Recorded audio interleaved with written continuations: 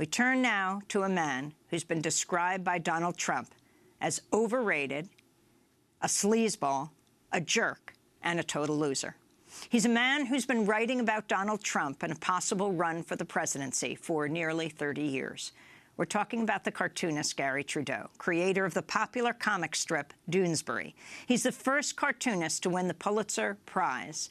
In September 1987, Trudeau published a series of comic strips that now seem prophetic. In one strip, reporters are asking Trump a series of questions. Mr. Trump, your denials notwithstanding, don't the ads you took out suggest a testing of the political waters? Trump responds, as I have said before, I was simply acting as a concerned citizen. At this time, I have no political ambitions whatsoever. A reporter then asks, okay, but if you did run for Congress, Trump then responds, President. Think President. Another strip from 1987 features Trump being asked, Mr. Trump, as a developer of luxury condos and casinos, do you think you'd have any rapport at all with voters of modest means? Trump responds, are you kidding? I've spent my whole life working with people of modest means. In what capacity, he's asked. Trump says, quote, evicting them. I've seen how these people live.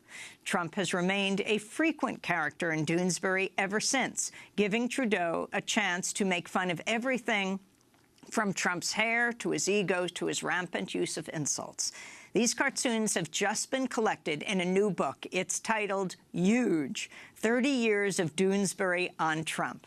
Garry Trudeau joins us in studio now. Welcome to Democracy Now! Well, thank you. It's such a pleasure. It's great to have you with us. So, are you surprised at everything that has unfolded in this past year? Yes. I'm no smarter than anyone else in terms of understanding where this was all going to go.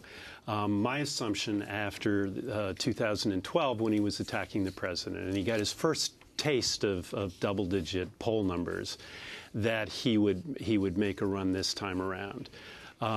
But I thought it would be just as part of his normal brand enhancement, and that once he'd gotten the maximum promotional value out of a run, that he would step out. Who knew he would catch on like this? Certainly not me. So talk about when you first started covering him in Doonesbury. And for people who don't know Doonesbury, why don't you start off by explaining this comic strip? Wow. I don't know if there's anyone who doesn't know, but go ahead. It's a comic strip that began life when I was in college as a one-off. It was a sports strip that was about a particularly outstanding football player on my college campus, and it caught the eye of a syndicate chief who wrote me in my junior year and said, "How would you like to do this for a living?" So. That's I didn't have a particularly long period of paying dues. I jumped in right after graduation, and I've been writing this daily comic strip, which was about collegiate life, but which became about the broader world and all the many issues I'm interested in.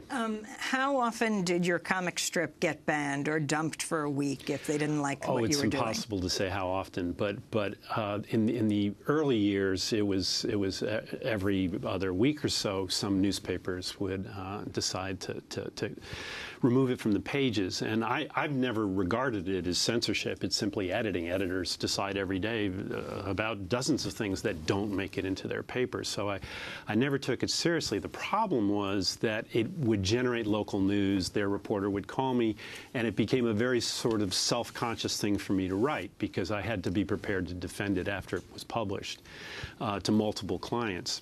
So I just sort of stepped back from that, and I wasn't on shows like yours for many, many years, just so I could focus on the work. But now it's all hands on deck, right? We I'm delighted to be here to talk about the work. Okay, so you've been following Donald Trump for decades. Right.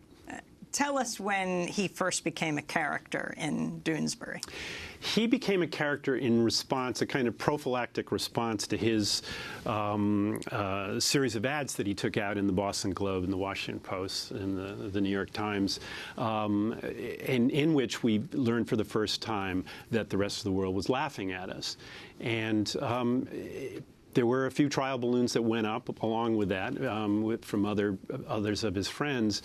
I thought, wow, I have to respond to that because we've been living in this city with this guy for 10 years. His grandiosity is just over the top, and this is laughable. And so I just put him in the strip, and it was an early transfer, easy transfer. He wasn't a parody exactly. He was really more like a natural-born tune. I just took him out of the box, removed the tags, and put him right into the strip. And I think he's like a version of Daffy Duck. I mean, in terms of his appearance, the silly way in which he talks, the over-the-top self-regard, all these things just made him a perfect cartoon character. And so I just had him interact with the other characters as a peer, and they interact with him as just a comic strip colleague.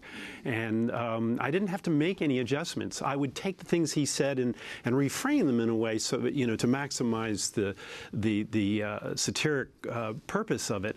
But I didn't have to do much in terms of exaggerating the way you normally do in a parody. I want to go to 1999. You have a cartoon with Donald Trump saying, quote, "A lot of people have been asking what this election is really about. Well, it's not about the economy, stupid, and it's not character, stupid, and it's not authenticity, stupid. It's not even about the issues, stupid. You want to know what this election is about?" Someone then says, "You stupid?" Trump replies, "Exactly. People are begging me to run, begging me." No, they're always begging him, and there are always hundreds of calls. And what's astonishing is these things are obviously made up. But what's most astonishing about his lack of truth is that he wheels it out for the most banal and trivial of reasons. I was talking to a crew member on CNN who said he was in his office setting up a camera. This was a while back. And he overheard Trump talking to his daughter in the outer office. And I said, well, there are 5 cameras in my office. And he said, 5? There was 1. I was setting up 1 camera. Why lie to your daughter about how many cameras in your... I mean, the most, insignificant things get lied about. And right up to last night when he was imagining a video he never saw. Imagining? Fabricating, whatever. I mean, talked about a secret video. Secret. I missed that detail. Although today, now tweeting out, and maybe one of his first tweet corrections, it wasn't a tweet of $400 million being brought into the Iranian government. Vividly. And said the Iranian government did this to embarrass the U.S., release this video. Yeah. Right. And this morning tweeted, no, he was watching on TV the video of the hostages being released in Geneva. Mm-hmm. I want to go to 2011. This comic strip begins with Donald Trump saying, "Novelty candidate? What are you talking about? Have you seen my polls? They're extraordinary. I'm polling 41% against Obama, 41%, and I'm not even running yet." This was 2011. Yeah, I think that's what really, that was when I think he thought it was possible. He had a brief interest in running for governor, but then that just didn't seem grand enough. So he started making his early moves towards the presidency last year. We're going to go to break, and then we're going to come back with Garry Trudeau. He is the Pulitzer Prize cartoonist, creator of the comic strip Doonesbury, which appears daily in over 1,400 newspapers. In 1975, Garry Trudeau became the first comic strip artist ever to be awarded a Pulitzer Prize for editorial cartooning. He's been described as the most influential editorial cartoonist in, over a quarter of a century. His new book is called Huge, 30 Years of Doonesbury on Trump. Stay with us.